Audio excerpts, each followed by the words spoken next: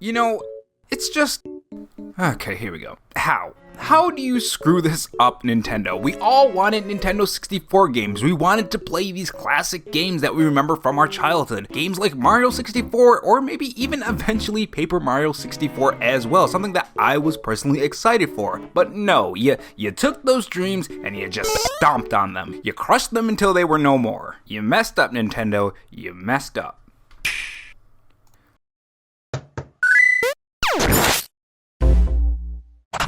Hey guys, it's Rob here, and welcome back to the Robo-Chan Show, where we cover the latest gaming news, leaks, and rumors from Microsoft, Sony, and Nintendo in 2020 and beyond. If you want to be kept up on the latest gaming news, make sure you click that red subscribe button below this video and that notification bell so you know when I upload. And if you're interested, I have a Patreon, which link to that will be in the pinned comment along with my Twitter account. So if you guys have not heard yet, which I'd be really surprised if you didn't, the Nintendo Switch Online service at launch has, it has some problems, some weird glitches, and overall, it's not really what we all thought it would be. And you know, the funny thing about all this mess, is that it's not even about how it launched, which we'll dive into later in this video. It's about everything before it launched. I think the fact that Nintendo increased it $30 with so few games right off the bat was a ripoff. I even said it in my video, it's even in the thumbnail. When they add more games, then yeah, it'll be worth the price, but at launch, before the launch date even hit, I personally thought Nintendo players were getting ripped off by Nintendo, which is why I never bought it, and I'm kinda glad I didn't. Even if the service were to launch in a perfect state, flawless, no problems at all, the best of the best when it comes to emulation, I think it would still be a ripoff. But now when you factor in the problems with the Nintendo Switch Online service along with that $30 increase, it makes Nintendo,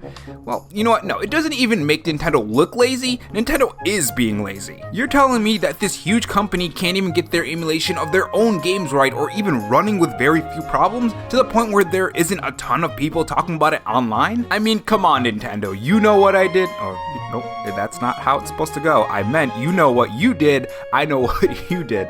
Wait, no, is that right? Okay, so the sentence is supposed to say, come on, Nintendo, you know what you did, I know what you did. Let's all be honest here. And to circle back around to my point on it eventually being worth it, it just popped in my head as I was typing this out. Even if they were to add a larger library, who's to say these games won't have their own share of problems? Would that $30 increase still be worth it if it had the same problems or even more problems? Now, these problems have been posted to Reset Era, and these are the problems that a lot of players are experiencing. Input lag ranging from slightly noticeable to I can't even play Mario 64 or Mario Kart 64 like this, which is really bad for Mario 64 because you do need precision for that game because it's a platformer. Bizarre button layouts that essentially reverses the placement of A and B and has a weird C button placement above them, which when I first saw this graph, I was like, did someone edit that? I thought someone edited it, but no, it's actually part of the Nintendo Switch Online service, which is really weird. Why would you do that, Nintendo? Frame rate issues and more input lag hindering games like Yoshi's Island and Star Fox 64. They have texture issue problems in Mario 64, controller pack issues in certain games like Winback and Mario 64, music issues where the soundtracks are sped up or even garbled, which as someone who has been trying to get emulation to work on PC better, it is a very annoying thing to have the sound garbled or messed up. And Nintendo has fantastic soundtracks in their game, so you want that music on there. I mean, Nintendo, how can you not even get the controls right? The most easiest thing that you could have done for this online service is to at least get the controls right. When coming up with the online service, what exactly was that meeting like?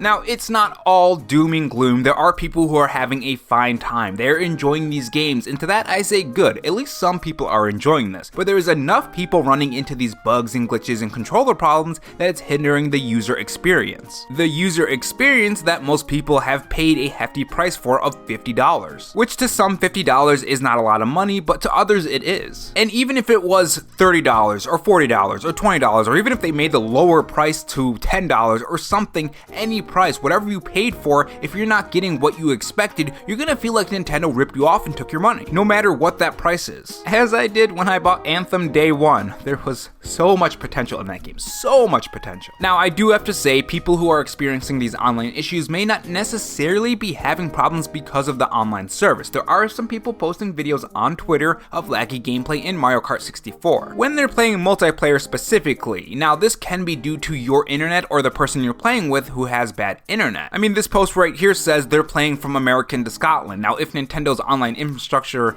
I think that's how you're supposed to say that. Probably not. Anyways, if you're playing from that distance, it would probably be pretty bad if it was Nintendo's online infrastructure, or their online service, or whatever you want to call it. And this goes for a lot of the other problems too. I don't think it's a complete disaster to where it's just completely unplayable. Like, some people are making it out to seem that this is completely broken and just unplayable. Like, you select the game and your Nintendo Switch just blows up in your face, or Doug Bowser pops out of your Nintendo Switch and socks you in the face or something.